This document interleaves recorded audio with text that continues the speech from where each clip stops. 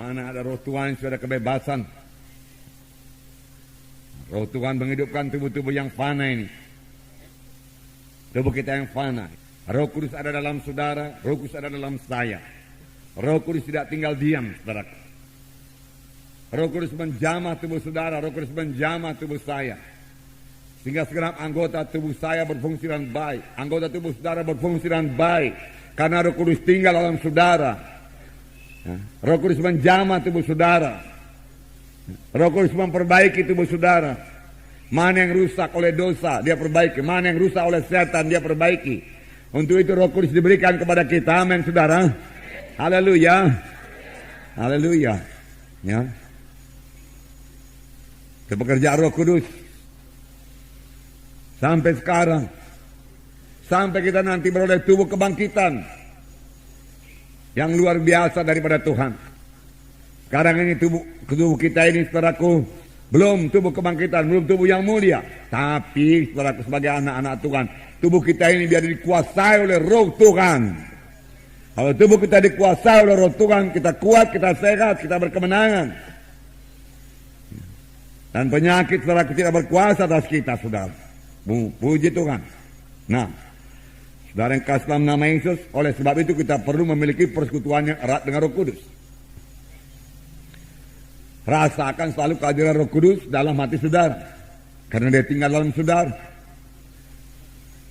Anugerah Tuhan Yesus Kristus, kasih Allah Bapa dan persekutuan Roh Kudus adalah menyertai saudara sekalian. Bersekutu dengan Roh Kudus. Dengar suara Roh Kudus. Sebab firman Tuhan berkata, seberapa banyak anak-anak Tuhan dia dipimpin oleh Roh Kudus. Roh Kudus hidup, saudara. Dia berkata-kata, sama sebagaimana Yesus berkata-kata, Roh Kudus berkata-kata kepada saudara. Dan kita perlu mematuhinya. Firman Tuhan berkata, pada hari ini kalau kamu mendengar suaranya, janganlah kamu mengeraskan hatimu. Patuhi suara Roh Kudus, itu membawa kemenangan kepada saudara. Membawa kehidupan kepada saudara. Membawa keberhasilan kepada saudara. Membawa kuasa kepada saudara. Membawa urapan kepada saudara. Amin. Haleluya. Membawa kesembuhan bagi saudara. Haleluya. Oh, haleluya Yesus. Syukur Tuhan. Haleluya. Luar biasa Roh Kudus. Sepanjang saudara membiarkan dia memimpin saudara. Luar biasa pekerjaan dalam hidup saudara. Sepanjang saudara biarkan saudaraku dia menguasai saudara. Maka dia akan mengerjakan perkara yang besar dalam saudara.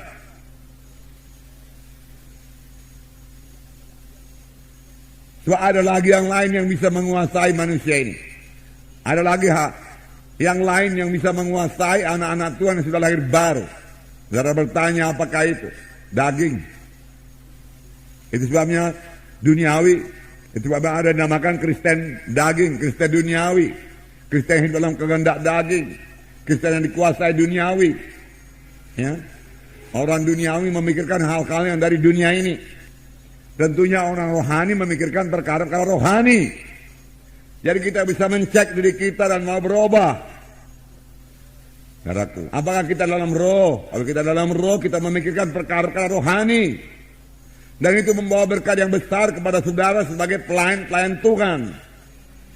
Ya, sebab tanpa saudaraku, Roh Kudus, saudaraku menyertai saudara, mengurapi saudara, bagaimana saudara bisa melayani saudaraku?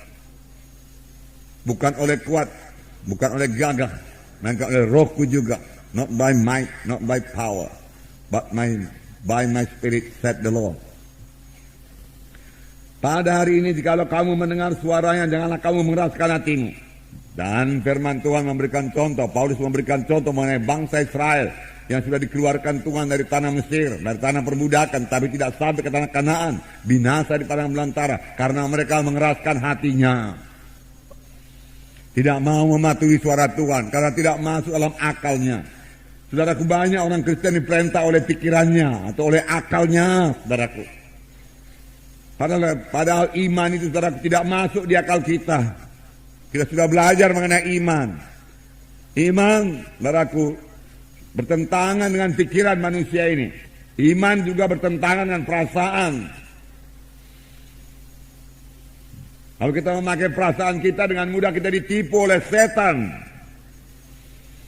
Tapi, dengarkan baik-baik.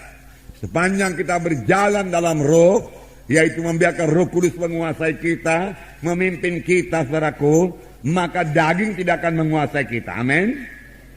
Dan penyakit juga tidak menguasai kita. Amin. Daging tidak menguasai kita. Amin. Penyakit tidak menguasai kita. Amin. Haleluya.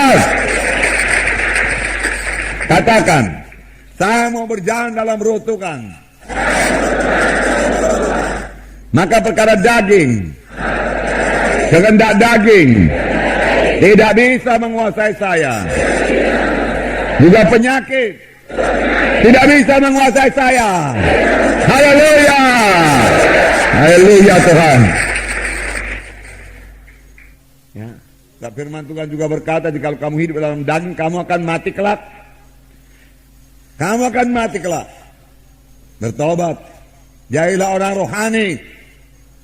Tetapi kalau dengan roh kamu mematikan perbuatan tubuh, maka kamu akan hidup. Saudaraku, saudara, dengan roh Tuhan yang bersatu dengan roh kita pada waktu kita lahir baru. Amin. Ya, sebelum kita lahir baru, roh kita mati. Nggak bisa mengerti perkara rohani, nggak bisa menyambut Tuhan, saudaraku. Tetapi sudah kita lahir baru, roh kita jadi hidup. Hidup roh saya, hidup roh saudara. Nah, roh Tuhan datang, saudaraku,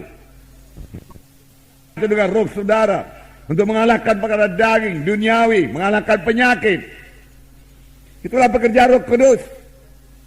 Tapi banyak anak-anak Tuhan tidak membiarkan Roh Kudus yang memimpinkan dia, saudaraku. Banyak anak-anak Tuhan masih dipimpin oleh pikirannya, perasaannya, saudaraku. Kalau Roh Kudus menguasai tubuh kita, Roh Kudus menguasai pikiran kita, Roh Kudus menguasai perasaan kita, saudaraku.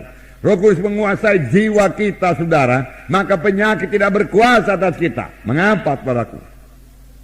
Karena penyakit, saudaraku, hanya berkuasa atas tubuh dan atas jiwa, saudaraku.